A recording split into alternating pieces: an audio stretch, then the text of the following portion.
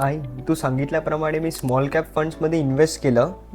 1 वर्ष झाला इन्व्हेस्ट करून, पण तरी काही रिटर्न्स दिसत नाही आहेत. करेक्ट. कारण स्मॉल कॅप कंपनीजमध्ये असे काही स्टॉक्स असतात की जे स्टार्टअप्स आहेत, की ज्या कंपनी नवीन लिस्ट झालेत मार्केटमध्ये, म्हणजे तू इमर्जिंग स्टॉक्स असं म्हणू शकतोस, ज्यांचं कॅपिटलायझेशन अजून खूप कमी आहे, त्यांना अजून त्यांची ग्रोथ दाखवायची आहे. सो ह्या कंपनी जेव्हा मार्केटमध्ये लिस्ट होतात, त्या कंपनीचं एक पूर्ण बास्केट बनवून जो आपण फंड घेतला आहे, स्मॉल कॅप फंड आहे तो.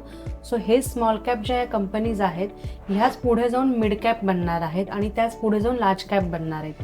पण एखादी कंपनी असते की जी शटडाऊन होते, ती शटडाऊन झाली की ती मार्केटमधनं डिलिस्ट होणार. त्यामुळे स्मॉल कॅप फंडमध्ये काय होतं की ह्या कंपन्यांमुळे रिस्क फॅक्टर जास्त इन्व्हॉल्व असतो. म्हणून स्मॉल कॅपला आपल्याला हाय रिस्क आणि हाय रिटर्न, कारण एक स्मॉल कॅप कंपनी जर का पुढे जाऊन लार्ज कॅप बनते तर त्यातली ग्रोथ ही आपल्या फंडमध्ये पण फॅक्टरिंग होणार आहे. 1 वर्ष हा पिरियड ह्यासाठी खूपच छोटा आहे.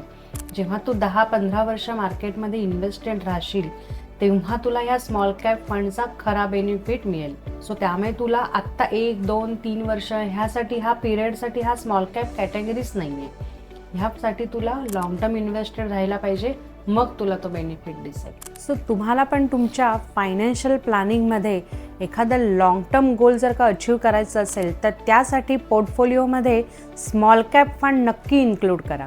स्मॉल कॅप फंडमुळे अजून काय काय मॅजिक होऊ शकतं हे जर जाणून घ्यायचं असेल तर मला नक्की कनेक्ट करा. थँक्यू. कन्सल्टेशन आणि इन्व्हेस्टमेंटसाठी बायोमध्ये दिलेल्या गुगल लिंकच्या फॉर्मवरती क्लिक करा. गुगल फॉर्म भरा. नेक्स्ट डे तुम्हाला नक्की कॉल येईल.